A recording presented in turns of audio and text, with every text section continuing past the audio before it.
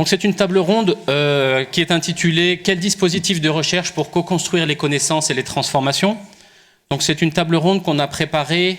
Donc c'est les dispositifs, là il va s'agir des observatoires hommes-milieu, des laboratoires internationaux, mixtes internationaux de l'IRD et puis du réseau des zones ateliers.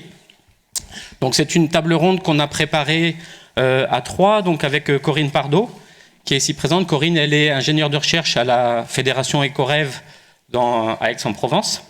Donc c'est une écologue et puis géographe de l'environnement de formation. Et Corinne, elle pilote le LabEx Dream qui coordonne les observatoires au milieu depuis une dizaine d'années à peu près. On a préparé ça aussi également avec Étienne Rodari. Donc Étienne n'est pas là, il s'est bloqué le dos hier et il est vraiment désolé de ne pas pouvoir être avec nous. Donc Étienne, il est directeur de recherche à l'IRD, au laboratoire Sens à Montpellier, donc c'est savoir, environnement et société. Il est plutôt géographe et politiste de formation. Et il est actuellement le directeur du département Société et Mondialisation à l'IRD. Et donc moi je suis Olivier Raguenaud, je suis DRCNRS à côté de Brest, au laboratoire des sciences de l'environnement marin. Donc moi je suis le directeur scientifique du réseau des zones ateliers, donc qui est une infrastructure de recherche depuis 2018. Donc moi je suis plutôt océanographe de formation, biogéochimiste marin, et puis j'ai viré un peu dans ce champ des sciences de la soutenabilité. Et en particulier dans la branche de ces sciences-là qui s'appelle la Transformative Science. Je vous donne juste une illustration ici de cette branche. Donc vous voyez là ces 3 cercles. Hein. Donc l'idée de Transformative Science, ça inclut d'abord du changement institutionnel, en particulier concernant l'enseignement supérieur et de la recherche, et c'est bien pour ça qu'on est là pendant ces 2 journées. Ça inclut une dimension transformative de la composante formation, donc l'éducation à la fois des étudiants, des jeunes, mais aussi tout au long de la vie sur des territoires qu'on appelle parfois apprenants ou des territoires écoles. Donc il y aura une session sur la formation dans ces 2 jours à ce sujet-là. Ce qui va plutôt nous occuper aujourd'hui, c'est le cercle en haut à gauche de Transformative Research avec les idées et qui sont dans le titre, donc de co-construction des connaissances, que ce soit au niveau de l'interdisciplinarité ou de la transdisciplinarité. Et là, dans la session qui vient, le mot transdisciplinarité, il est vraiment utilisé dans le sens des co-recherches entre les chercheurs du monde académique et puis différents types d'acteurs sur les territoires. Donc dans cette table ronde, on va poser un certain nombre de questions que vous voyez ici. Donc surtout au démarrage sur finalement de quelle co-construction on parle, que ce soit en termes d'interdisciplinarité large, donc vraiment sur les collaborations entre les chercheurs en sciences de la vie et de la terre d'un côté, et puis les chercheurs en sciences humaines et sociales de l'autre. Et puis ces co-constructions des connaissances avec les acteurs des territoires. On a eu déjà dans la keynote qui a entamé ce colloque un très bon exemple avec ça. Ensuite, on viendra un petit peu sur la question de quelle transformation est-ce qu'on parle. Donc à la fois les transformations territoriales et du coup quel est le rôle aussi des chercheurs et des personnels de la recherche dans l'accompagnement des transformations territoriales. Et puis on ira petit à petit vers les transformations de l'ESR lui-même. Et vous voyez ici juste un certain nombre de questions. J'en poserai une à chacun des 4 intervenants à la fin, plutôt dans l'optique de lancer la discussion avec la salle pour la dernière partie de la table ronde. Donc la première de ces questions, c'est voilà, notamment la co-construction. Tout le monde est OK pour dire qu'aujourd'hui, maintenant, ce schéma linéaire, un peu de les scientifiques sont là, produisent des connaissances, transfèrent ça vers le politique et puis ça a une action transformante. Là, l'idée, c'est de se dire que la co-construction elle-même a une action transformante, qu'on doit en passer par là, que c'est une condition nécessaire. Mais on l'a déjà entendu dans 2 ou 3 commentaires ce matin, c'est probablement pas une condition suffisante. On sait bien qu'il y a plein d'autres freins à la transformation sur les territoires, qui peuvent être économiques, politiques, etc. Et donc voilà, ça peut être une question qu'on discute. Ces nouvelles approches posent plein de questions en termes de posture et d'engagement du scientifique. Wolfgang l'a rappelé ce matin, c'est vraiment quelque chose d'absolument essentiel. Ça peut nous amener à discuter de nouvelles fonctions, voire même de nouveaux métiers à l'interface entre les chercheurs et puis donc le monde académique et puis la société. Et puis évidemment, ça pose plein de questions aussi sur cette interface, sur l'interface sciences politiques, évidemment. Voilà, donc on va aborder en fait ces questions-là finalement en les regardant à partir de 3 dispositifs qui vont nous être présentés maintenant pour commencer la table ronde par les participants que je vais vous présenter. Donc, il y a les observatoires au milieu, le réseau des zones ateliers et puis les laboratoires mixtes internationaux. Et donc là, l'idée vraiment, c'est d'avoir des retours d'expérience du terrain, de ces dispositifs qui existent depuis 10 ou 20 ans et parfois même un peu plus, donc qui ont des expériences. Donc c'est vraiment finalement qu'est-ce que ces dispositifs amènent dans ces approches vraiment intégrées des socio-écosystèmes. Qu'est-ce que ça a permis de faire? Est-ce que c'est un peu transformant déjà?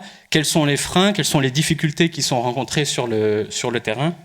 Donc voilà, pour nous en parler, du coup, aujourd'hui, on a quatre invités. Donc on commencera par je vais commencer par la seule femme de la table ronde. On aurait aimé que ce soit davantage 50-50, mais voilà, j'espère que ça va le faire quand même. Voilà, donc Isabelle Arpin qui est sociologue, qui travaille donc au LESSEM à Grenoble, donc qui est le laboratoire société écosystème en montagne. Donc Isabelle Arpin a une grosse expérience sur l'interdisciplinarité et la transdisciplinarité, donc elle croise les approches en sociologie des sciences et en sociologie environnementale. Et Isabelle est actuellement la co-directrice de la zone atelier Alpes. Côté observatoire au milieu, donc on a avec nous Samuel Robert, qui est chercheur CNRS au laboratoire Espace à l'université Aix-Marseille, donc qui est un géographe de l'environnement, spécialiste des espaces littoraux et des interactions humains-milieux, notamment dans le milieu méditerranéen. Donc Samuel, je crois que tu es à l'origine du premier OHM, le bassin minier de Provence, et aussi à l'origine où tu as piloté l'OHM littoral méditerranéen dans les années 2010. L'OHM littoral méditerranéen qui est aujourd'hui piloté donc, par Patrick Montfort, qui est DR CNRS, donc dans le laboratoire Hydrosciences à Montpellier. J'essaie de le faire sans regarder mes notes. Et toi, tu es plutôt donc écologue, donc spécialiste en particulier d'écologie microbienne, donc des pathogènes humains dans les systèmes hydriques. Et puis enfin, avec nous, au fond là-bas, donc on a Bruno Romani pour les laboratoires mixtes internationaux, donc de l'IRD. Donc Bruno Romani est économiste, spécialiste des énergies renouvelables, des ressources, renouvelables. Voilà, et donc tu as copiloté donc, le premier, si j'ai bien compris, le premier LMI labellisé par l'IRD en sciences humaines et sociales, qui était basé au Maroc, sur les terroirs méditerranéens. Voilà, donc on va pouvoir commencer cette table ronde. En fait, on va la commencer par un rapide tour de table pour que chacun d'entre eux vous présente les dispositifs. Avec cette idée, l'intérêt de ces dispositifs-là, c'est qu'on sort un petit peu du mode projet, on se place sur le temps long. Il y a des OHM ou des zones ateliers qui ont déjà 5, 10, 15 ou 20 ans d'existence, donc ils peuvent vraiment apporter cette profondeur historique. Et puis en nous parlant aussi de l'importance de l'ancrage territorial de ces dispositifs. Donc peut-être Samuel sur les observatoires au milieu. Vous m'entendez bien, ça passe? Oui. Très bien, alors bonjour à toutes et tous, donc Samuel Robert, donc je vais vous parler des observatoires au milieu. Alors rapidement, ce sont des dispositifs interdisciplinaires de recherche créés par le CNRS, majoritairement par l'Institut Écologie et Environnement, mais certains d'entre eux ont aussi été co-créés avec l'Institut des sciences humaines et sociales. Comme vous le voyez sur la carte, il y en a en France métropolitaine, et puis aussi en France d'outre-mer, et aussi dans quelques pays étrangers. Et ce sont des dispositifs qui ont pour objet de faire de l'observation et de la recherche sur des socio-écosystèmes dans une logique territorialisée. Donc en fait, le périmètre géographique de l'observation, c'est un territoire envisagé comme socio-écosystème, mais aussi en tant qu'espace d'interaction sociale, politique, culturelle avec le milieu écologique et physique. Ils ont été créés à partir de 2007. Le premier d'entre eux a été créé sur le bassin minier de Provence. Et puis par la suite, donc, plusieurs autres ont été créés, comme vous le voyez sur la carte.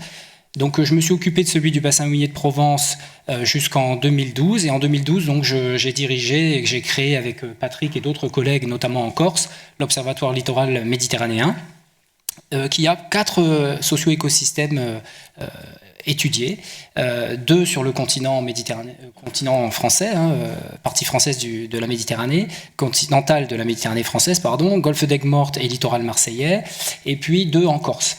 Alors l'idée, c'est de faire de l'observation et de la recherche sur le devenir des écosystèmes côtiers, des territoires côtiers, sachant qu'on est face à cette forte pression anthropique très ancienne, puisque chaque OHM est constitué autour de l'observation d'un socio-écosystème soumis à un fait structurant. Donc le fait structurant dans notre observatoire au milieu littoral méditerranéen, c'est la pression urbaine et récréative sur les littoraux. Et chaque OHM est aussi conceptualisé autour de l'observation de ce fait structurant affecté par un changement, une rupture, une bifurcation dans l'évolution du territoire, l'évolution du socio-écosystème. Et pour ce qui est du littoral méditerranéen, c'est le paradigme de la gestion intégrée qui découle du sommet de la Terre à Rio en 92, qui, pour ce qui est de la déclinaison littorale du développement durable, a donné lieu à la gestion intégrée de la zone côtière. Et donc, sur les 4 territoires que nous observons dans le littoral méditerranéen, dans le OHM littoral méditerranéen, on observe justement le nouveau paradigme de gestion du littoral qui passe par des outils comme le contrat de baie pour ceux qui connaissent, par le parc national des Calanques aussi, qui est un outil de gestion intégrée du littoral, etc. Et on a donc effectivement des proximités avec les acteurs territoriaux, les acteurs associatifs, plus ou moins étendus, qui sont autant que faire se peut, c'est pas toujours vrai pour la majorité d'entre eux, mais autant que faire se peut, ces relations sont encadrées par une charte qu'on appelle la charte des OHM, qui est un document plancher qui précise l'objectif scientifique de l'OHM, mais aussi la bienveillance de tous les partenaires signataires de la charte par rapport au projet, ce qui permet de faciliter ensuite les demandes de soutien ou la mise en place de projets. Donc, par exemple, sur le site de Marseille, évidemment, la ville de Marseille est signataire de la charte, le Conservatoire du littoral est signataire de la charte, le parc national des Calanques, etc. Donc voilà ce que je peux dire à ce stade, si je compléterai éventuellement plus tard s'il le faut. Merci. Merci. Bruno, sur les LMI. Je ne sais pas si vous m'entendez, oui. Voilà. Merci de me passer la parole. Les LMI, c'est les laboratoires mixtes internationaux. Ce sont des dispositifs qui sont véritablement un peu emblématiques, même très emblématiques de ce que l'IRD souhaite faire en matière de partenariat équitable et durable. Le premier appel à projet remonte à 2008, donc on est un peu sur la même temporalité que les observatoires au milieu, donc on a à peu près une quinzaine de recul sur le fonctionnement de ce type de dispositif. En 2009, il y a eu 5 premiers LMI qui ont été créés. Aujourd'hui, on en a à peu près 42 sur l'ensemble de la planète, avec 25 à 27 LMI qui sont en Afrique, les autres étant répartis en Amérique latine, en Amérique du Sud et en Asie. Donc en quelques années, on voit vraiment une forme de success story de ce dispositif qui séduit les partenaires et les chercheurs IRD pour diverses raisons. Et l'IRD se retrouve vraiment dans sa mission principale qui est d'appui, de renforcement et d'autonomisation des communautés académiques du Sud, et c'est quelque chose qui nous semble tout à fait important. Ces LMI, ils ont comme particularité, comme spécificité d'être co-construits et d'être co-dirigés par des équipes nord et sud. Donc ça, c'est quelque chose d'assez novateur dans les approches du développement, en tout cas par rapport à ce qui a été fait précédemment. Et puis aussi, c'est un laboratoire, donc une structure qui est différente d'un réseau, qui se différencie d'un réseau de recherche. L'IRD dispose d'autres outils pour animer des réseaux, qui donc se rassemble autour d'une plateforme commune, autour de locaux. Et cette spécificité est importante. Et puis dans la durée, c'est-à-dire que potentiellement, un LMI, c'est 2 mandats de 5 ans. C'est-à-dire que c'est des dispositifs qui peuvent aller jusqu'à 10 ans de partenariat. Ça a été le cas pour le LMI Méditerre, dont j'ai assuré la codirection pendant son 2e mandat, de 2016 à 2021, sachant que le premier mandat, c'était ma collègue Geneviève Michon, qui est ethnobotaniste à l'IRD, qui a dirigé ce dispositif avec Mohamed Berian, qui était professeur en géographie à l'université Mohamed V de Rabat. Donc on est dans des objectifs de pérennisation du partenariat qui sont très importants, avec un fort ancrage territorial. Juste une toute petite parenthèse, les sciences humaines et sociales, alors j'ai pas vocation à les représenter, mais j'en suis un des représentants, un des membres en tout cas, ont mis du temps à s'emparer de ce dispositif, parce qu'au départ, effectivement, c'était pas évident pour les SHS de trouver ce que c'était une plateforme commune. On n'avait pas de machines à séquencer, on n'avait pas de choses comme ça, d'équipements, de gros équipements à partager. Et donc le LMI Méditerre, qui a été le tout premier, donc Méditerre, c'est pour terroir méditerranéen, basé au Maroc, avec 2 implantations, une implantation à Rabat et à Marrakech, et ça c'était important, avec 2 universités partenaires au sud et des partenaires tunisiens, parce que justement ça a aussi permis à des équipes du Maroc qui n'avaient pas forcément l'habitude de travailler ensemble, de collaborer, de se connaître mieux et d'augmenter leur niveau de publication. Donc cet ancrage territorial est vraiment important. On le retrouve à travers la thématique des laboratoires. En l'occurrence, nous on travaille sur les questions de terroir, de développement endogène lié aux spécificités locales, avec une forte ouverture sur, bien entendu, l'international. Et puis cet ancrage territorial, il se manifeste aussi par une certaine visibilité des LMI. En ce qui concerne Méditerre, on a été très actifs, par exemple, dans la COP22 à Marrakech. On a organisé des manifestations avec d'autres laboratoires, notamment le LMI Tréma, sur une approche un peu pluridisciplinaire. On a été sollicité pour des expertises, notamment sur le rôle des femmes rurales dans les petites exploitations agricoles du sud du Maroc. C'était à la demande du Centre d'études et de recherche du Crédit agricole du Maroc. Donc on a eu une certaine visibilité et c'était vraiment important pour nous, cet ancrage territorial. Voilà, merci de ce moment. Et puis Isabelle, du coup, sur le réseau des zones ateliers. Oui. Donc, comme les OHM, les zones ateliers sont un dispositif de l'Institut Écologie et Environnement du CNRS pour promouvoir les recherches sur les socio-écosystèmes. Bon, vous voyez qu'il y en a actuellement 15 en France, que 3 sont en préparation. Ce sont ces zones ateliers, elles ont souvent été délimitées autour d'une... Moment, si ça marche. Autour d'une entité territoriale. Par exemple des bassins versants dans le cas de la zone atelier Seine, Loire ou Moselle, ou des massifs de montagne pour la zone atelier Alpes, zone atelier Arc jurassien. Vous voyez qu'ensemble, elles couvrent une partie importante du territoire hexagonal. Alors bien entendu, dans les grandes zones ateliers, il y a des sites ateliers qui concentrent les observations, les recherches, les expérimentations. Vous voyez aussi qu'il y a 2 zones ateliers qui sont hors du territoire hexagonal. Une dans la zone atelier Terre Antarctique, et puis une zone atelier au Zimbabwe, qui est la zone atelier Hwangé. Et cette dimension extra-hexagonale augmentera avec la création des zones ateliers en Polynésie et en Guyane.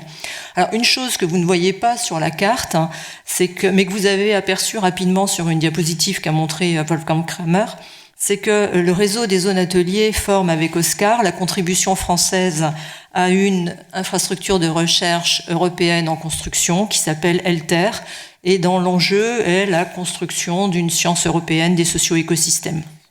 Et ELTER repose notamment sur la définition de variables essentielles des socio-écosystèmes. Cette notion de variable essentielle des socio-écosystèmes, elle reprend le modèle des variables essentielles pour le climat ou la biodiversité. Et donc l'idée, c'est d'avoir un ensemble de sites à l'échelle européenne où ces variables seront suivies. Alors j'aurais très rapidement revenir sur quelques caractéristiques essentielles des recherches qu'entendent promouvoir les zones ateliers. C'est des recherches de long terme. Le réseau des zones ateliers, il a été créé en 2000, mais il y avait des zones ateliers qui lui préexistaient, et donc il y a un certain nombre de ces zones ateliers où il y a des recherches qui sont menées sur les socio-écosystèmes depuis 30 ans aujourd'hui, et toutes ont cette perspective de travailler sur le long terme. C'est des quinquennats qui sont renouvelés. Évidemment, autre caractéristique, c'est que ces zones ateliers, elles promeuvent des recherches qui sont centrées sur les socio-écosystèmes. C'est une notion qui est centrale. Les termes ont pu changer. Le terme de socio-écosystème, il n'était pas nécessairement employé au départ, mais l'idée était la même, celle que ce qu'on met au cœur de l'analyse, qu'on veut mettre au cœur de l'analyse, c'est les interactions entre des systèmes naturels et des systèmes sociaux. Donc c'est ce qu'on met au cœur des observations, ou des analyses, des expérimentations, etc. Et donc ça implique des recherches qui sont ancrées dans les territoires. Donc vous voyez qu'on retrouve des choses qu'ont dites les autres membres de cette table ronde, ancrées dans les territoires et puis attentives aux singularités socio-écologiques de ces territoires et aux problèmes concrets qui s'y posent. Et donc ça veut dire aussi des recherches interdisciplinaires au sens large, entre les grands domaines, notamment sciences de la vie et de la terre d'une part, sciences humaines et sociales d'autre part, et puis transdisciplinaires au sens de relations entre les acteurs de la recherche et les acteurs de la société. Merci Isabelle, donc merci à vous pour avoir présenté vos dispositifs. Isabelle, peut-être que tu vas garder le micro. En fait, Isabelle va nous faire un petit une petite remise en contexte autour de ce que vous appelez donc la RIF, la recherche interdisciplinaire et finalisée en environnement. Donc, juste pour repositionner un petit peu de comment est-ce que ça s'est apparu historiquement parlant dans le champ des recherches en environnement, si tu veux bien. Et puis après, on attaquera la question de l'interdisciplinarité. Oui, alors, juste pour dire qu'on s'est intéressé à l'histoire de cette recherche dans le cadre d'un projet collectif sur les collaborations inter- et transdisciplinaires dans les sciences de la durabilité. Et une des choses qui nous a intéressés, c'est d'avoir une perspective un peu historique là-dessus. Et on s'est rendu compte que les dispositifs qui nous rassemblent aujourd'hui et qui entendent promouvoir ce type de recherche, c'est pas une idée nouvelle. Elle est même relativement ancienne et en France, il faut au moins remonter aux années 60.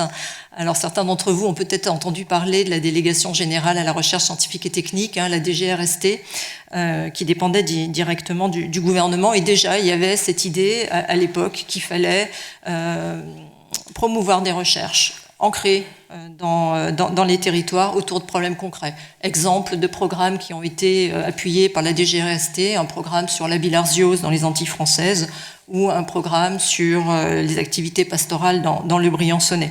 Si on se place à l'échelle internationale, bon, là aussi, il faudrait même remonter à la première moitié du XXe siècle, mais il y a un moment qui est vraiment important, c'est le tournant des années 60-70, donc un mouvement de contestation sociale, de mouvements sociaux, comme on sait, où il s'est passé énormément de choses. Je donnerai que quelques exemples.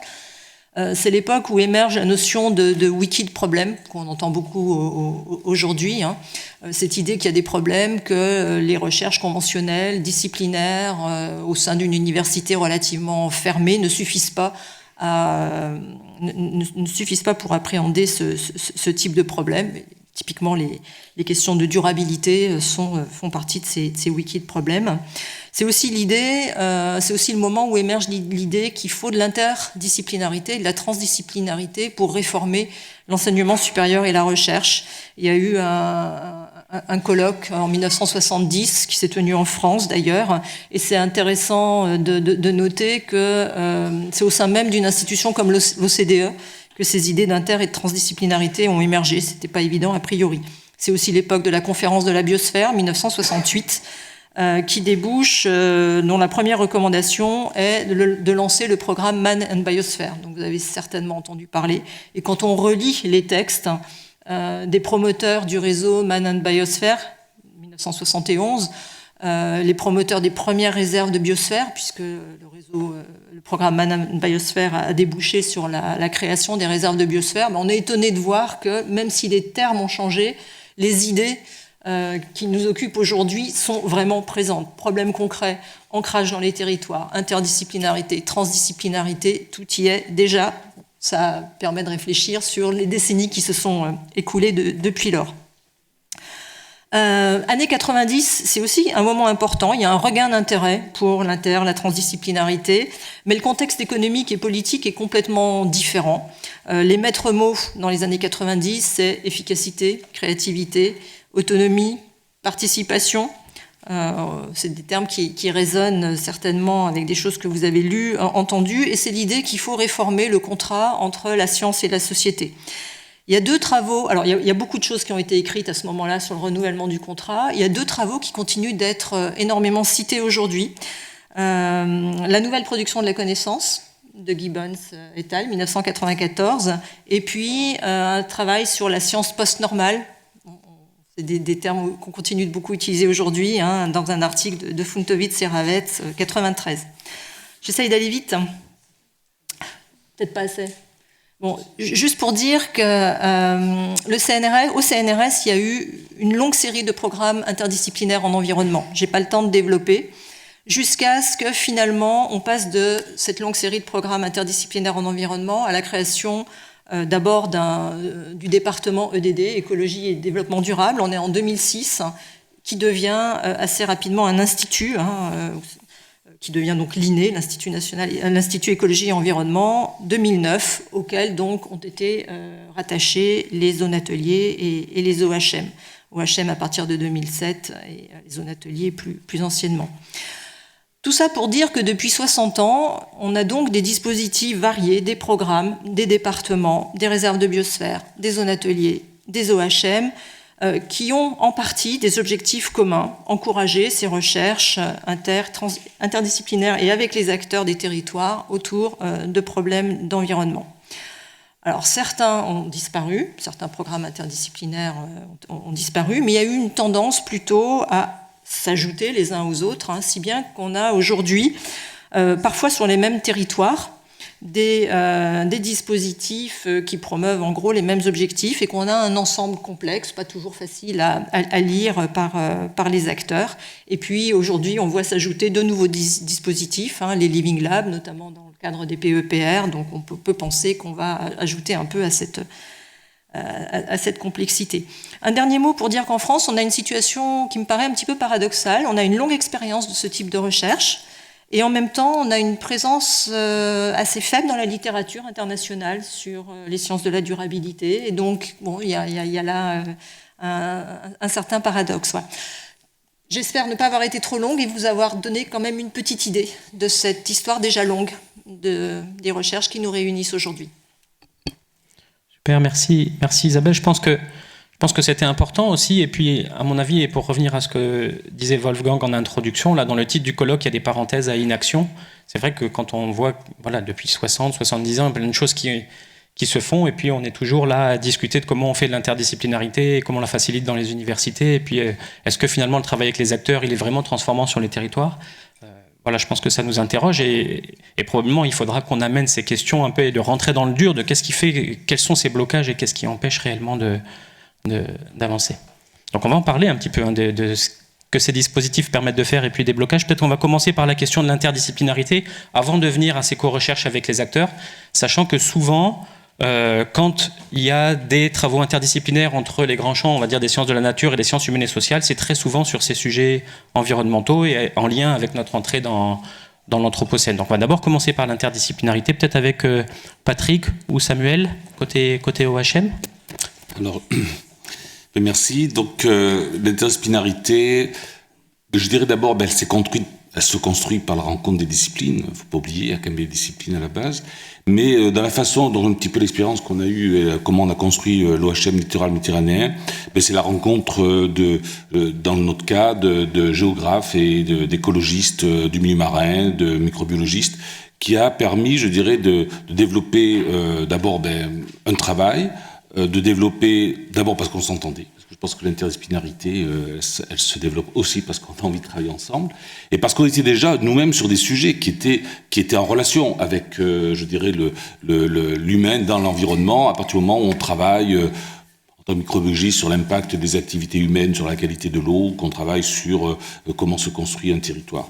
Donc c'est cette rencontre qui a permis de construire cette interdisciplinarité en même temps par des choses qui existaient. Un petit peu ce que tu disais tout à l'heure, on ne part pas de rien, il y a quand même des choses qui existaient depuis longtemps, par différents programmes d'ailleurs auxquels on avait déjà pu participer. Je pense que ce qui a été important dans cette interdisciplinarité, ça a été de se retrouver sur des questions théoriques qui étaient liées au socio-écosystème. C'est-à-dire la façon de revoir les choses, non plus nous en tant qu'écologistes, où parfois on avait peut-être tendance à oublier qu'il y avait l'humain dans le système, et comment les personnes qui, eux, travaillaient sur l'humain nous ont apporté et permis de mieux construire, je dirais, nos idées sur ce qu'on pouvait faire dans l'environnement. Moi-même, en me disant, ça sert à rien de continuer à voir l'impact ou comment se modifie un écosystème si on ne met pas en jeu l'humain dans la situation et surtout après aller plus loin. Bon, je ne parlerai pas de la pluridisciplinarité et le travail avec les acteurs. Dans l'OHM littoral méditerranéen, on a 4 objets qui nous intéressent plus particulièrement, que sont les ports, c'est un objet typiquement littoral, les plages et l'activité touristique, les aires protégées bien sûr, et les lagunes, puisque nous sommes sur un milieu ici en France avec beaucoup de lagunes, notamment sur le côté de l'Occitanie, mais aussi en Corse. On a abordé notamment, je vais vous donner un exemple sur comment des travaux ont pu, et qui perdurent depuis un moment, depuis 10 ans, on a réussi à faire venir beaucoup de collègues sur cet objet, que sont les plages, par exemple. L'objet plage, qui d'un côté, avait un intérêt sur la qualité sanitaire des plages, et je dirais de l'autre côté, mais c'est le nombre d'usagers, leur intérêt à venir sur la plage, et qu'est-ce qu'ils attendaient de la plage, et notamment de la qualité des eaux. Et donc, on a pu ainsi construire, je dirais, des programmes ensemble. Je vais passer la parole à Samuel juste pour finir sur cette question, parce que ça a été vraiment, je pense, une expérience qui est forte et qui continue. Sur ça. Je pense que c'est intéressant dans ce que nous dit Patrick, c'est qu'il faut avoir des objets communs. Et là, en l'occurrence, dans le cadre de l'OHM, littoral méditerranéen, comme on a 4 territoires qui sont observés par le dispositif, on a cru bon, au-delà d'avoir des questions très transversales qui embrassent la totalité du périmètre géographique étudié, on pouvait avoir donc des objets communs pour se retrouver, et les plages sont un de ces objets communs. Et effectivement, il y avait des questions de recherche qui étaient posées par les différentes disciplines qui ont été échangées à l'occasion de séminaires, parce qu'en fait l'interdisciplinarité se construit aussi par l'interconnaissance, donc il faut avoir des moments de rencontre. Et les OHM sont constitués autour de cycles de séminaires réguliers chaque année. Alors le séminaire général de tout l'OHM, puis des séminaires de sites. On a eu le séminaire du site littoral marseillais il y a 2 semaines, ici même, pendant 2 jours. On a fêté les 10 ans de recherche. Et donc, à l'occasion de ces séminaires, on échange sur nos préoccupations, nos interrogations. Dans la salle, en général, il y a des représentants des acteurs territoriaux, des acteurs associatifs, et les questions que nous échangeons circulent. Et elles sont aussi reprises par ces acteurs. Et donc c'est comme ça qu'en fait sur les plages, pour faire court, on a commencé par un petit travail exploratoire ensemble, donc de la microbiologie, des travaux plutôt relevant des sciences de l'eau, et des travaux relevant de géographie humaine sur les pratiques de la plage, la fréquence de venue, les habitudes au bain, et la perception de la gestion de la plage par les acteurs publics. Et de là, on a vu qu'il y avait des choses très intéressantes. Les premiers résultats semblaient assez porteurs, et puis aussi la méthodologie, la façon d'organiser la collecte d'informations ensemble pour que les résultats puissent dialoguer, nous a conduit à aller plus loin. Et donc à ce moment-là, on a d'autres laboratoires qui sont arrivés, notamment le CEREG, pour un travail sur les substances issues des crèmes solaires qui peuvent se propager dans l'environnement marin. Donc là aussi, il a fallu revisiter l'enquête pour pouvoir appréhender les pratiques en matière d'application de crèmes solaires. Et puis à la suite de ça, une thèse financée par Aix-Marseille Université sur la gestion publique des plages à Marseille, donc les politiques publiques de la plage, comment en fait les acteurs publics s'emparent de la connaissance scientifique et puis finalement font évoluer leurs procédures, leurs mesures de gestion. Donc on voit bien qu'en fait ça se prend du temps. Ça passe par l'interconnaissance, par des moments de confrontation et d'échange, et puis ensuite par la co-construction de protocoles méthodologiques qui peuvent être peut-être pour nous, moi je dirais ça, plus élargis, pour intégrer des acteurs non scientifiques, je vais les nommer comme ça. On a eu par exemple des contributions de l'association Surfrider Foundation qui a fait des prélèvements avec nous, mais on aurait pu aller plus loin pour ce qui est d'acteurs non scientifiques au niveau professionnel, disons. Voilà. Ces acteurs juste après. Bruno, côté LMI, est-ce qu'il y a des particularités un peu sur le fait de faire ces recherches au sud pour ce qui concerne l'interdisciplinarité ? Je dirais que l'interdisciplinarité, elle est à peu près la même au nord et au sud. Les modèles académiques sont un petit peu les mêmes, donc les contraintes, les difficultés sont les mêmes, les universités sont disciplinaires, etc. En revanche, je pense que je crois que c'était vraiment aussi important de replacer cette réflexion sur l'interdisciplinarité dans son histoire longue. L'interdisciplinarité n'est pas née avec les sciences de la durabilité, je pense à l'ouvrage des passeurs de frontières, etc. Et effectivement, on peut quand même s'interroger sur pourquoi on en est encore là, quelque part, et pourquoi il est aussi difficile de faire une belle carrière académique avec ces étiquettes interdisciplinaires. Et ça semble assez compliqué, et puis surtout de voir comment ces recherches interdisciplinaires peuvent être vraiment rendues utiles et opérationnelles sur le terrain. Je voudrais juste témoigner de ce qu'on a fait dans le LMI Méditerre, parce qu'effectivement, dès sa création, ce laboratoire mixte a associé au départ des équipes de sciences humaines et sociales et des équipes relevant plutôt du domaine des sciences de la vie et de la terre, notamment de l'écologie. Et donc ça faisait vraiment partie de notre construction initiale. Et donc on allie à la fois une inter- ou pluridisciplinarité, je dirais, de proximité au sein même des sciences humaines et sociales, où il y a des traditions quand même extrêmement différentes entre un économiste, un anthropologue ou un archéologue de fonctionnement, et en même temps une interdisciplinarité élargie, parce que justement on devait sortir de notre confort relativement limité des sciences humaines et sociales pour aller discuter avec nos collègues Et on avait également des profils un peu intermédiaires, comme j'ai parlé de Geneviève Michon, qui est ethnobotaniste. C'est important, je pense, dans la démarche d'interdisciplinarité, d'avoir des gens qui ont des doubles formations. Et je crois que ce qu'on propose aussi aux jeunes aujourd'hui, ça va dans ce sens-là. Et donc cette constitution, je dirais, dès le début, un peu dans l'ADN du LMI, nous a permis de répondre dès 2012 à un gros appel à projet de l'ANR, justement qui s'appelait Transmed, qui était vraiment sur la transdisciplinarité en Méditerranée en 2012. Et en 2013, on a décroché près d'1 million d'euros sur un programme qui s'appelait Made in Local, qui visait justement à réfléchir sur le développement à partir des spécificités locales. Et pour nos pratiques, 1 million d'euros, ça nous a permis de fonctionner presque pendant 6 ans, de faire des regards croisés nord-sud, d'avoir des terrains partagés, de faire des missions collectives, ça aussi c'est très important. On parlait de l'interculturel et de l'interconnaissance. Et donc, au-delà je dirais des regards académiques, il y a vraiment quelque chose de fort là-dessus, sur le lien qui peut être tissé entre les différentes disciplines, aussi dans la durée, et autour de choses très concrètes, autour d'un questionnement, d'un terrain, d'une équipe de gens, d'étudiants qui viennent du nord, du sud, et de chercheurs un petit peu de la même manière. Et le dernier point aussi de l'interdisciplinarité vu à travers les LMI me semble être la collaboration inter-LMI. Juste au Maroc, on avait un autre LMI à peu près avec le même pas de temps que nous, créé en 2011, qui s'appelle Tréma, qui travaillait sur l'eau. Et on a eu vraiment des échanges assez intenses avec ce LMI, et on a appris aussi à se parler, ce qui n'était pas du tout évident, sur nos objets de recherche. Si, Isabelle, du coup, si tu veux bien, peut-être même avec ton expérience justement de cette profondeur un peu historique, nous donner déjà comment ça se passe dans les zones ateliers, et puis peut-être mettre l'accent sur des difficultés qu'on peut rencontrer, et avoir une discussion là autour de la table pendant 2-3 minutes après sur quelles difficultés vous rencontrez, et puis finalement, peut-être quelque part, est-ce que c'est lié aussi à la façon dont ces dispositifs-là sont montés avec des origines Je vais surtout m'appuyer sur l'enquête qu'on a faite auprès de l'ensemble des zones ateliers.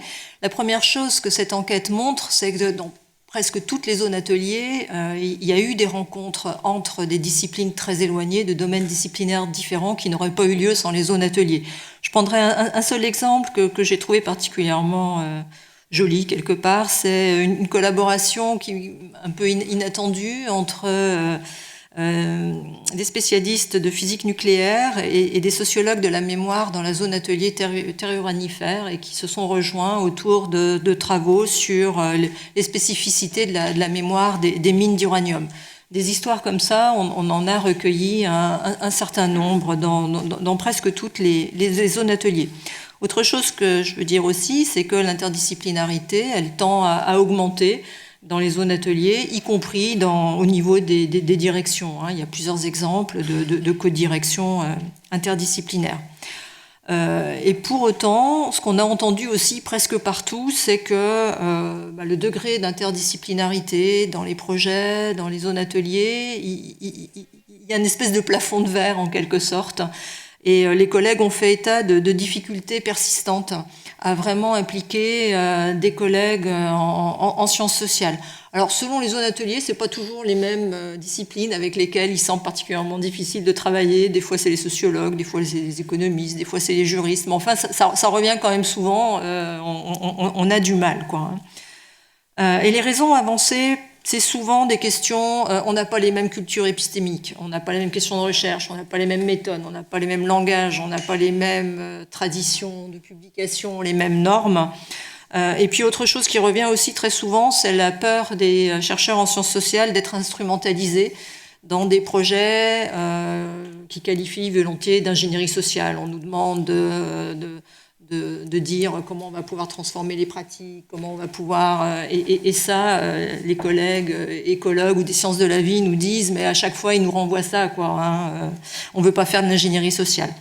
Alors, de notre côté, nous, on a regardé aussi vers les raisons organisationnelles. On s'est intéressé à la manière dont les zones ateliers sont organisées.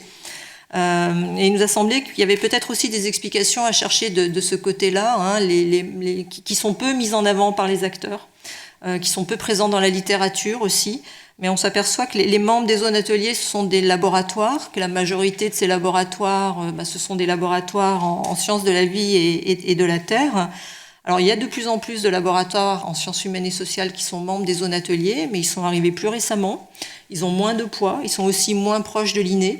Et par exemple, pour diriger dans la direction des zones ateliers, il doit nécessairement y avoir une personne au moins qui est membre d'un laboratoire attaché à l'INE. Donc c'est plus difficile quand on vient des sciences humaines et sociales de s'impliquer fortement, d'être très présent, de peser. Donc on peut être là et puis être là d'une telle manière qu'on est minoritaire ou pour différentes raisons, on n'a pas autant de poids que les autres.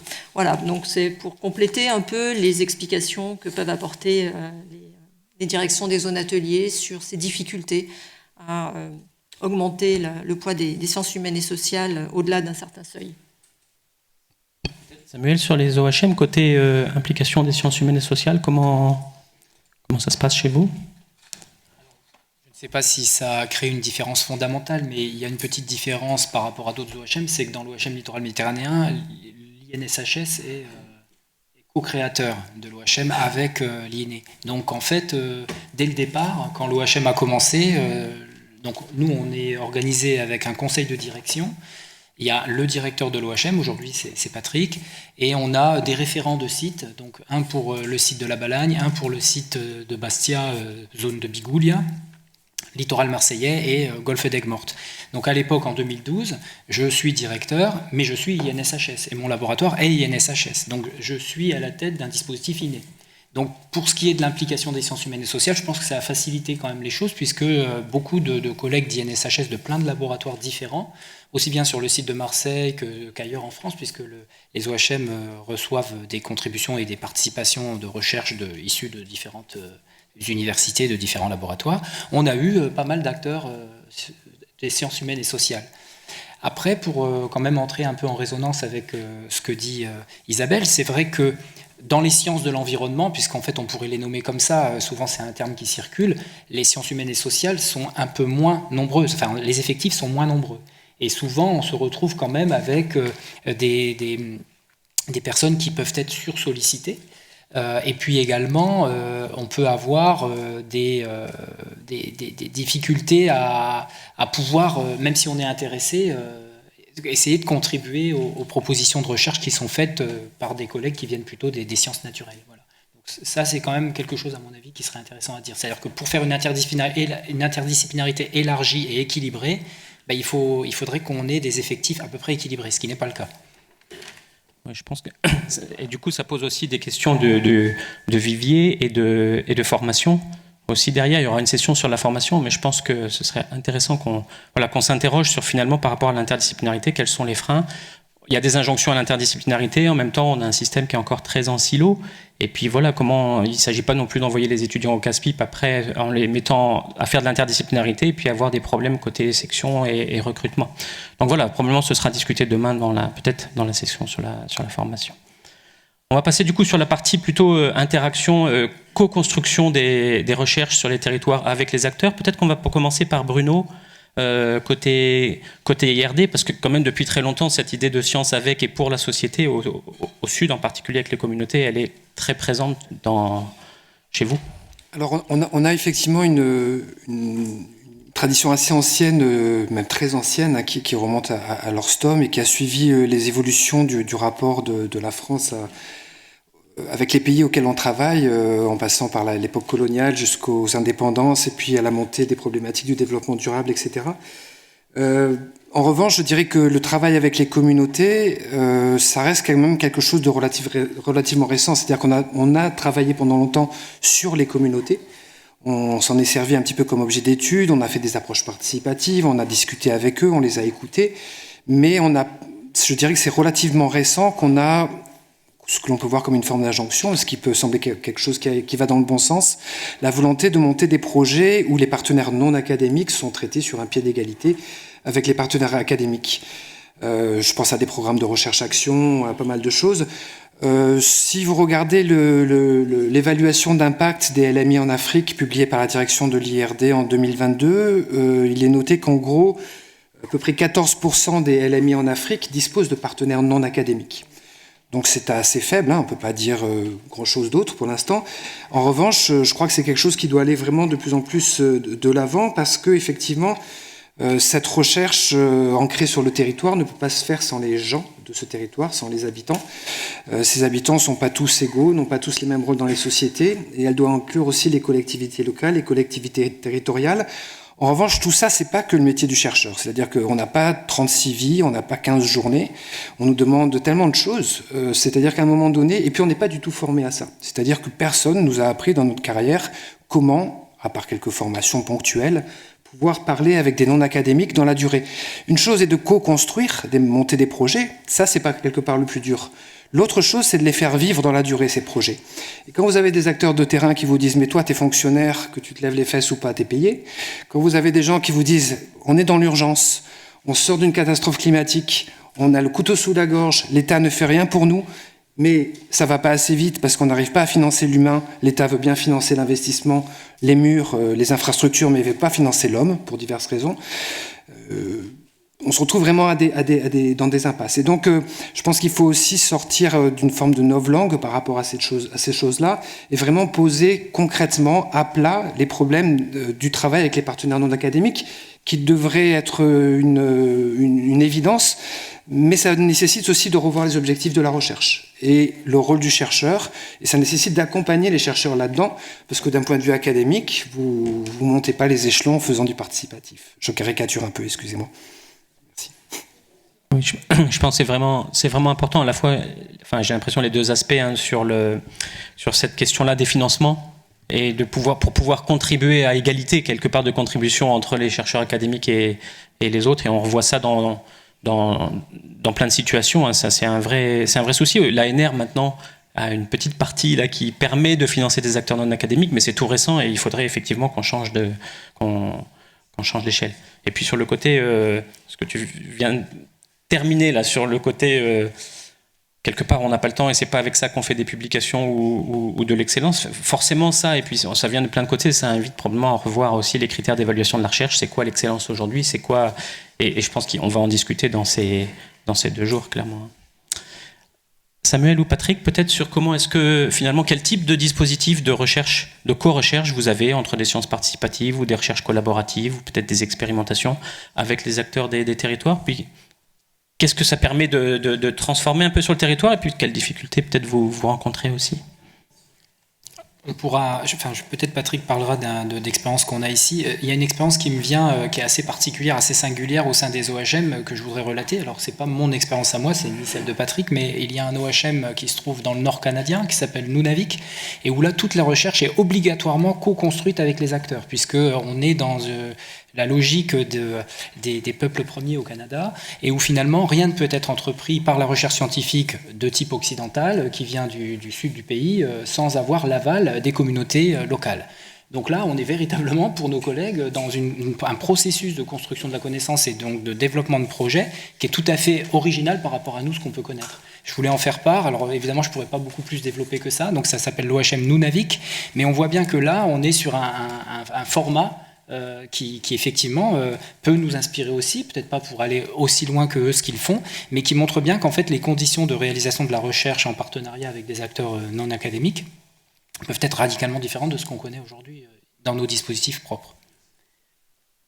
Je pourrais compléter en disant par rapport à cette question et la relation avec les acteurs. Bon, les OHM, je dirais, dès la base, parce qu'ils ont ce qu'on appelle l'événement fondateur, ils sont non seulement ancrés sur le territoire, ils sont en relation avec les acteurs.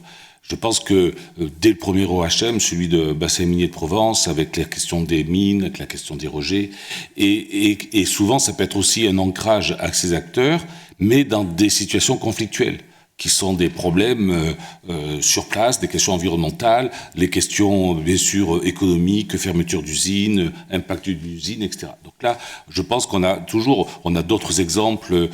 Par exemple, il y a eu un OHM qui s'est créé avec la fermeture de la centrale nucléaire de Fessenheim, donc là aussi avec un territoire qui va se transformer complètement par rapport, avec une question qui est posée aussi sur le plan énergétique, est-ce qu'on ne peut pas essayer de trouver d'autres solutions? Donc ils vont tourner autour de cela. Je pense à d'autres OHM comme celui de Pete Beach, assez intéressant dans la façon dont un territoire qui est occupé par un camp militaire très important, les relations existaient déjà bien sûr, et comment ce camp militaire qui lui-même a abordé des questions de biodiversité et de conservation de la biodiversité, ce qui pourrait paraître assez surprenant. Donc à chaque fois on a vraiment ces relations très fortes.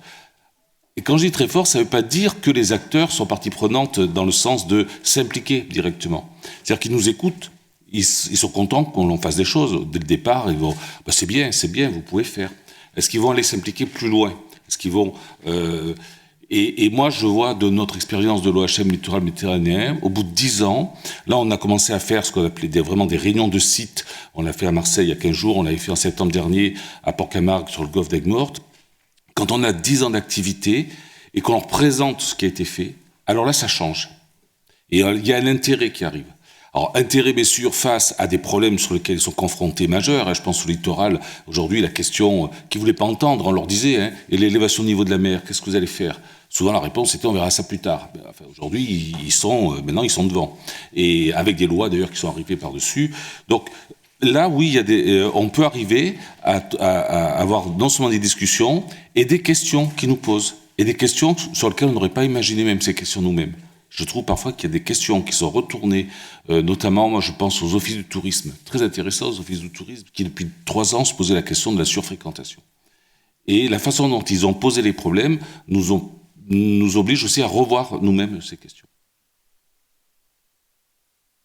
Sur peut-être un ou deux exemples de ce qu'on appelle l'expérimentation socio-écologique, peut-être dans le réseau des zones ateliers. Oui, alors avant d'entrer dans les exemples, une vision très, très générale de ce qu'on a trouvé au niveau de l'ensemble des zones ateliers, c'est des collaborations avec les acteurs qui sont dans l'ensemble bien présentes. C'est apparemment plus facile de travailler avec les acteurs des territoires qu'avec les chercheurs en sciences humaines et sociales.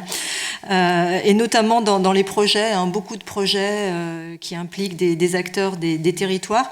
Ceci étant, on a essayé de regarder la co-construction d'un petit peu plus près. Et ce dont on se rend compte, c'est qu'on collabore pas tout le temps avec tout le monde et on se partage les rôles. Donc en fait, quand on parle de co-construction, il faut regarder de manière beaucoup plus précise qui fait quoi, à quel moment, comment se distribuent les rôles entre l'ensemble des acteurs.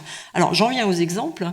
Je vais prendre 2 exemples que je connais mieux. Donc celui des recherches transdisciplinaires dans la zone atelier Alpes, celle que je co-dirige. C'est un cas assez particulier parce que dans les Alpes, les acteurs et notamment les gestionnaires d'espaces protégés ont été très largement à l'initiative de la création de la zone atelier.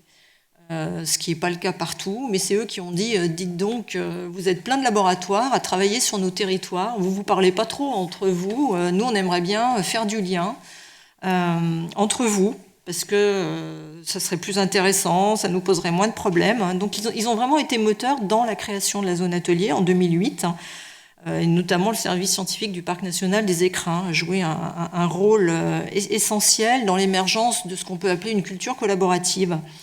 Et puis les autres espaces protégés ont dit mais nous aussi on voudrait bien y être en fait. Et donc l'extension de la zone atelier à l'ensemble des Alpes, elle est aussi largement liée à cette volonté des espaces protégés de faire partie de ce club finalement et de cet espace de rencontre entre les gestionnaires d'espaces protégés et les chercheurs. Alors évidemment les chercheurs n'ont pas rien fait dans cette histoire. Et l'étroitesse des liens entre chercheurs et gestionnaires a été à l'origine de projets de recherche, de programmes de recherche dont vous avez peut-être entendu parler, Alpage Sentinelle, Refuge Sentinelle, qui s'intéressent aux effets du changement climatique sur la transformation des socio-écosystèmes pastoraux et de haute montagne. Dans ces programmes-là, la transdisciplinarité, elle est allée très loin, avec beaucoup d'activités en commun, une distribution très large des rôles, le co-autorat de publication, la présence des acteurs dans les organes de décision des programmes, du programme Sentinelle des Alpes qui les fédère dans les organes de décision de la zone atelier aussi.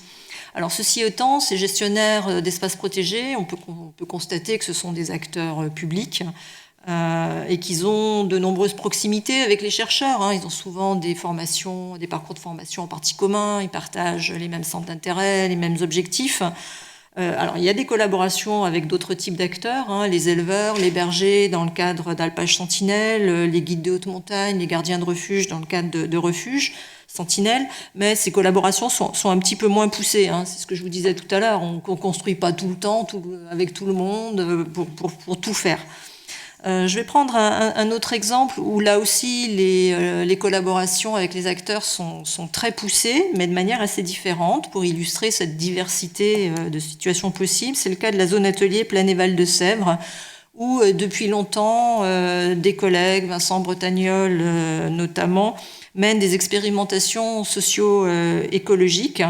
Et depuis plusieurs décennies, ils travaillent avec un très grand nombre d'agriculteurs qui sont présents sur cette zone atelier. Et plus récemment, ils ont embarqué un très grand nombre d'acteurs du territoire, des animateurs du territoire, des élus, des enseignants, des scolaires, des habitants, tout simplement, avec l'objectif de faire dévier le territoire de sa trajectoire tendancielle, en transformant les pratiques de production et les pratiques de consommation. Donc c'est vraiment un cas différent où là, le spectre des acteurs impliqués est beaucoup plus large. Et puis c'est un processus adaptatif, hein, c'est-à-dire que la recherche qui est menée, elle évolue en permanence en fonction de ce qui se passe sur le territoire. Et pour citer, être un peu plus précise, hein, les programmes de recherche, c'est notamment un programme sur l'alimentation, ça s'appelle Alimentation, et puis un autre projet plus récent qui s'appelle Transformation, je n'entre pas ici dans le détail. Une chose aussi qu'on peut dire, hein, c'est que les acteurs publics sont les premiers représentés dans les acteurs avec lesquels travaillent les zones ateliers. On trouve aussi des acteurs privés, on trouve aussi des acteurs civiques comme les associations, et qu'il y a quand même des grands absents, sauf un peu dans les projets dont j'ai parlé pour la zone atelier Plaine-et-Val de Sèvres, c'est les citoyens. Il y a une grande difficulté à impliquer les habitants qui ne sont pas dans des associations, qui ne sont pas dans ces programmes transdisciplinaires. Donc peut-être une réflexion à mener à ce sujet aussi. Merci Isabelle. On va zapper une section sur la partie transformation pour venir sur la dernière séquence en fait pour ouvrir la discussion avec la salle. Mais juste avant, je voudrais rebondir sur ce que tu dis, Isabelle, là, sur les manquants. Autour de la table, tu parles des citoyens, mais juste pour rebondir sur des remarques qui avaient été faites par Niels ou par Jean-Michel aussi. Dans beaucoup de ces questions, souvent on a affaire à des controverses et il y a souvent autour de la table des gens qui ne viennent pas. Alors, il y a ceux qui ne viennent pas parce qu'ils ne se sentent pas légitimes ou qu'on a du mal à amener, mais il y a ceux qui ne veulent pas venir. Donc on a parlé déjà des grosses entreprises ou la question du politique que Jean-Michel a amené sur la table. Qu'est-ce que vous pensez justement de ce côté un petit peu probablement nécessaire de la co-construction, mais probablement aussi pas suffisant, quoi. Dominique Pestre, hein, il nous dit bien, lui, que voilà, la co-construction, la participation, oui, d'accord, mais on sait bien qu'il y a d'autres freins, en particulier liés avec toutes les questions d'intérêt, de pouvoir, etc. Donc la science politique, elle se saisit de ça. Comment est-ce que vous gérez ces questions et comment est-ce que vous essayez peut-être d'aller vers ces manquants? Typiquement, en septembre... Voilà. En septembre, on organise le Centre des politiques de la Terre organise un campus en Anthropocène chez nous sur la question agricole en Bretagne. Donc là, on est au cœur d'un truc qui est vraiment très tendu. Comment est-ce que vous gérez ça? Peut-être juste en une minute chacun, si vous voulez. Et après, on passera à la dernière séquence. Je veux bien commencer, parce que c'est vaste. C'est la question que tu poses. Alors, je veux pas la généraliser. Je peux la voir que sur des exemples que je connais. Mais la relation avec, tu l'as dit au départ, on est souvent sur des problématiques de controverse. Et que l'intérêt du citoyen à participer ou à ne pas participer, elle est, de ce que j'ai vu d'expérience, souvent reliée à ces questions. Quand on travaille, j'ai eu à travailler sur le littoral et que des associations locales viennent voir les chercheurs en disant vous devez nous montrer que la station de Montpellier pollue la mer et pollue les plages. Bon, voilà, la question est posée, la réponse avec. Donc c'est très difficile et il faut quand même travailler avec eux. Donc on y arrive. Mais moi, ce que je trouve, parce que la co-construction avec les, si on parle de la question des citoyens, elle peut se faire et en même temps c'est vraiment un échange aux deux niveaux, je dirais, de ce que nous on peut apporter dans nos connaissances sans être, nous on connaît donc vous savez pas. Ça, c'est évident, on ne peut pas être comme ça, mais en même temps, on s'aperçoit qu'on est dans des relations tendues. On le revoit dans tous les comités de suivi dans lequel on se retrouve impliqué. Dès qu'il y a des comités de suivi sur l'environnement, l'effet d'une station ou autre, on retrouve ces situations. Et les entreprises, quand tu parles de la question des entreprises, alors ça dépend des domaines. Dans le domaine de l'eau, on a souvent des relations fortes avec les entreprises de l'eau, les trois majeurs, Veolia, Suez et la SOR. Alors là, il peut y avoir des relations intéressantes, parce que même ils ont des systèmes de R&D, même s'ils ont, je dirais, des intérêts, bien sûr, à eux, mais ils ont quand même, ils arrivent à avoir un travail fort, intérêt avec nous. Et ça, on arrive à développer des choses. Actuellement, c'est le cas. Mais c'est du relationnel aussi, souvent. C'est toute la question, elle dépend des personnes, elle dépend de comment on aborde ces questions. Voilà. Donc c'est un peu vaste, et je ne sais pas quoi dire de plus. Non, oui. Concernant cet aspect-là, c'est qu'en fait, là, on essaie de livrer un propos général, mais on est largement soumis au contexte territorial. C'est-à-dire qu'en fait, on peut très bien avoir un schéma qui ne va pas du tout s'appliquer sur certains territoires. C'est-à-dire que, par exemple, quand vous observez les dynamiques littorales ou socio-écologiques sur le littoral à Marseille, 860 000 habitants, ville très complexe, c'est pas du tout la même chose que quand vous le faites en Balagne. Donc ça joue beaucoup. Il y a la question aussi de la présence ou pas d'une ingénierie locale. C'est-à-dire du côté du territoire, au niveau des acteurs politiques, des acteurs publics, il peut y avoir une ingénierie locale. Il peut y avoir aussi déjà de l'ingénierie sociale. Donc en fait, on s'insère dans des contextes territoriaux qui font que nos postures vont pouvoir évoluer parce qu'on va devoir s'ajuster à ce paysage social. Par exemple, très clairement, je veux dire, pour ceux qui sont d'ici, le changement de majorité à Marseille, en 2020, a beaucoup changé la donne pour faire de l'observation des dynamiques sociales et environnementales. Tu voulais réagir ? Pardon. Je voudrais partager en fait deux interrogations au sujet de la transformation. La première interrogation, c'est sur la co-construction de la transformation. J'ai vu que dans le titre de l'ouvrage de l'IRD, là, il y a co-construire, transformer, enfin comprendre, co-construire et transformer. Et voilà, moi je m'interroge un peu jusqu'où est-ce qu'on peut co-construire la transformation sur des sujets sur lesquels il y a nécessairement des conflits, nécessairement des rapports de pouvoir.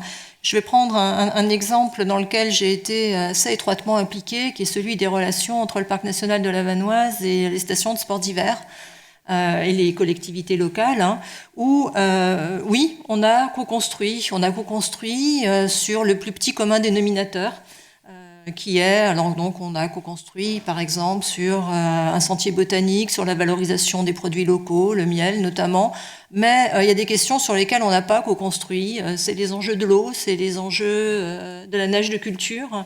Et là, aller co-construire avec les stations de sport d'hiver, quand vous êtes le Parc national de la Vanoise, que le budget de n'importe quel club des sports est supérieur à celui du parc, ou en tout cas au moins équivalent, ça devient beaucoup plus compliqué.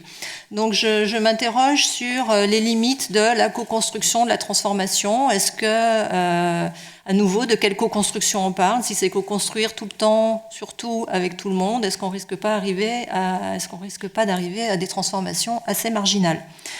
L'autre interrogation que je voudrais partager avec vous, c'est celle des risques de la mal-transformation.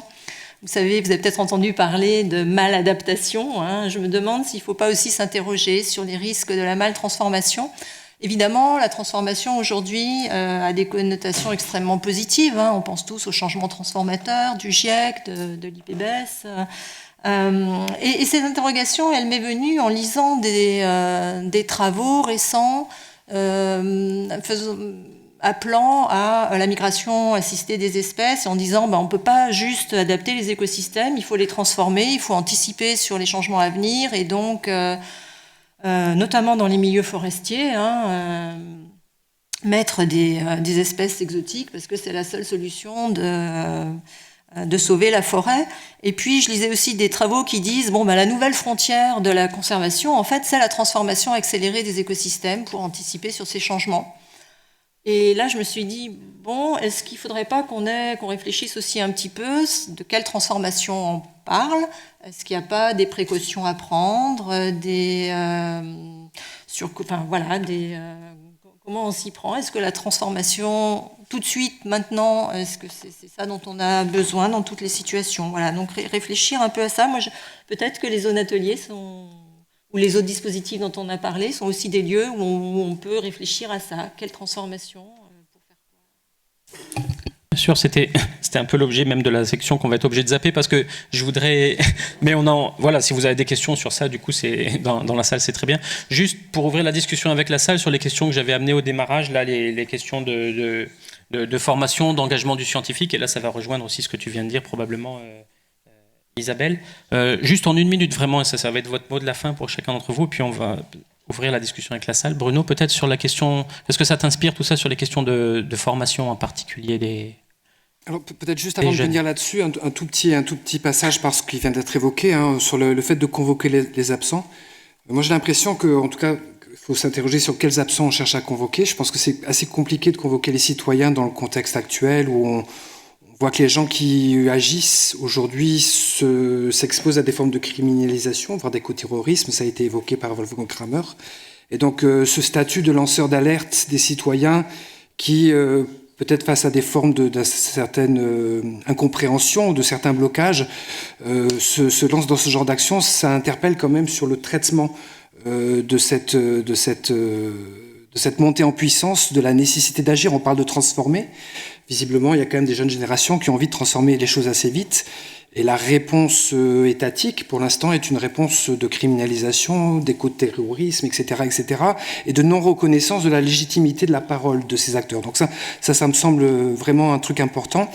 Et donc toutes ces plateformes multi-acteurs que l'on voit aujourd'hui apparaître sur les questions de transition, vraiment doivent s'ancrer sur une forme de défense de la démocratie, de la liberté de parole des uns et des autres, dans le respect effectivement des institutions, de la non-violence, etc. Sur la convocation des absents, moi j'ai l'impression que les grandes entreprises sont là. On voit Total Énergie à Polytechnique, on voit LVMH qui est pas très loin.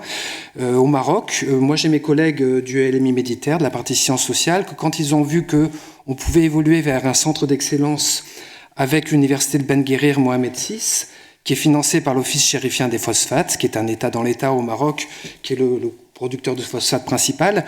Ils m'ont dit, si on fait ça, on perd notre indépendance et notre liberté académique. Donc si on va faire des plaidoyers pour l'agroécologie au sein de l'OCP ou d'une instance portée par l'OCP, financée par l'OCP, ça va poser des problèmes, ça va poser des tensions. Donc tout ça m'amène aujourd'hui à répondre rapidement à ces histoires de formation. C'est évident que moi je me mets déjà du côté des gens qui ont fait leur part. Le colibrisme ne suffit pas aujourd'hui. Il faut aller vers des choses qui sont beaucoup plus en termes d'action collective. Et sur la formation, c'est pareil. Donc l'avenir, c'est les jeunes, il faut les former. Moi, j'observe quand même un certain mise à distance de l'attrait pour la science vis-à-vis des jeunes. J'ai l'impression que beaucoup de jeunes chercheurs ont du mal à trouver leur place, que ce soit en France, au niveau international, et au Sud, c'est pareil.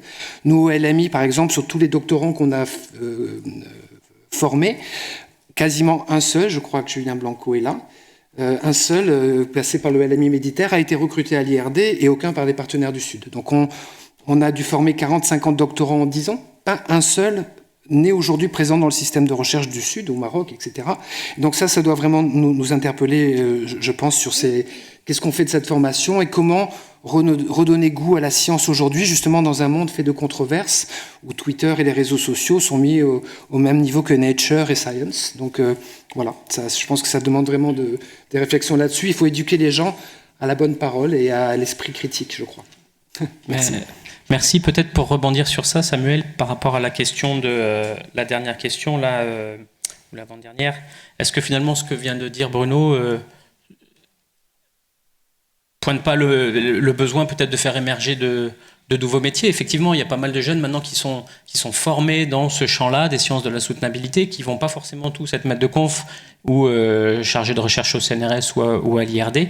Et on voit bien qu'il y a un gros manque à l'interface justement entre la recherche académique et la société. Aux États-Unis, ils ont ce qu'ils appellent des extension scientists, donc c'est leur métier de faire ce lien. Est-ce qu'il n'y a pas...